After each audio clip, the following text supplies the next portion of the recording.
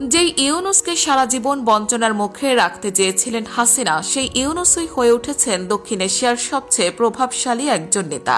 দীর্ঘদিন ক্ষমতায় থেকেও মোদি যা করতে পারেননি, ইউনূস তা করে দেখিয়েছেন মাত্র 7 মাসেই। তবে কি শুরু হয়ে গেল ইউনূস ম্যাজিক? খেলা কি তবে এবার শুরু?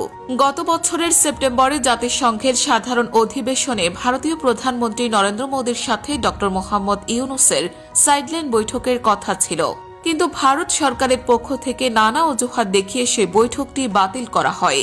এরপরই আসল খেলা দেখিয়ে দেন বাংলাদেশের প্রধান উপদেষ্টা ড মোহাম্মদ ইউনূস। মোদি যখন ফেব্রুয়ারিতে যুক্তরাষ্ট্রে গিয়ে ইলন মাস্কের সঙ্গে সাক্ষাতের অপেক্ষা করছিলেন, ঠিক তখনই বিশ্বের সবচেয়ে ধনী এবং আমেরিকার অন্যতম প্রভাবশালী ব্যক্তি ইলন মাস্কের সাথে ভিডিও কলে বৈঠক করেন ড ইউনূস।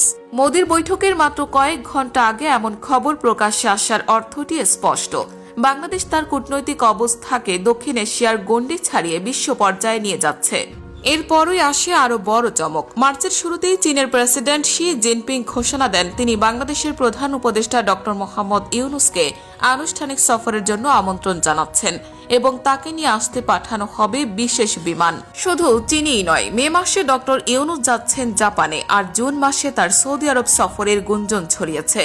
বিশ্লেষকরা বলছেন এই সফরগুলো দেখিয়ে দিচ্ছে যে ইউনূস এখন কেবল বাংলাদেশ কেন্দ্রিক নন, বরং আন্তর্জাতিক অঙ্গনে দক্ষিণ এশিয়ার এক নতুন নেতা হিসেবে আবির্ভূত হচ্ছেন তিনি।